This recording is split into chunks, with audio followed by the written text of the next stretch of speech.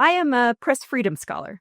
I study the impact of law and policy on news gatherers and the ways that freedom of the press advances a healthy system of self-government. It's an exciting but complex time to be doing this work. The American press is facing a perilous moment. There's this confluence of threats, a set of economic and social and technological and political shifts that have happened all at once and have really abruptly upended our longstanding sense of how the news media operates.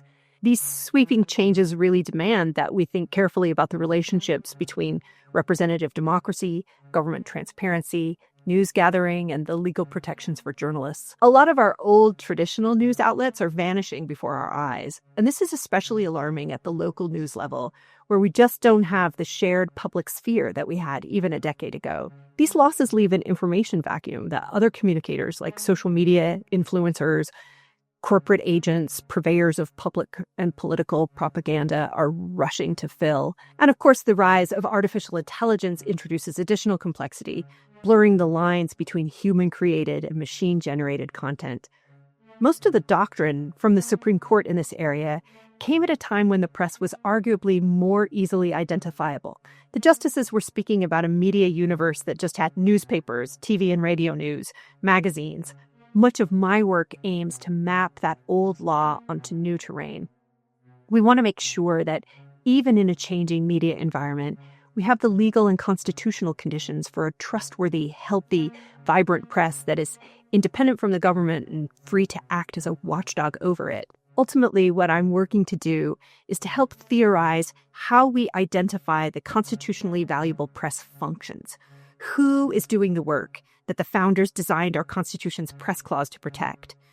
Our approach to identifying performers of the press function really has to be nimble enough to adapt to technological changes, but clear enough to be effective and inclusive enough to represent varied voices from different communities and ideologies. Freedom of the press is related to, but distinct from, freedom of speech. And understanding what this freedom does and why we have it is a big part of my job. By crafting this framework, we can more effectively protect the press's crucial roles, fostering an informed citizenry, holding power to account, even as the nature of journalism continues to evolve. Really, if we boil it down, my work asks what it means to value and support a free press in the United States today. It tackles the hard, but I think vital questions about which functions of the press are actually essential to a healthy democracy, why those functions matter, who is fulfilling them, and crucially, what legal and policy protections are necessary to safeguard them. This is really meaningful work for me for a lot of reasons. I was a journalist before I went to law school, and that experience informs a lot of my scholarly work. I know firsthand about the ways that good journalism can benefit a society.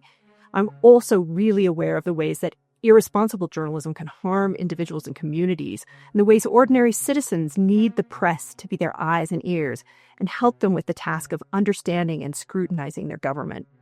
The legal protections for the press aren't for the benefit of journalists. They are for the benefit of all of us. In the healthiest societies, these news gatherers act as proxies for us, being physically in places where we can't be, asking questions we need to have asked, providing context and fact-checking that we rely on in making our individual and societal decisions. It's a privilege for me to work with other scholars in this space to try to understand the incentives and the values that are at stake, and to protect this important facet of who we are as Americans.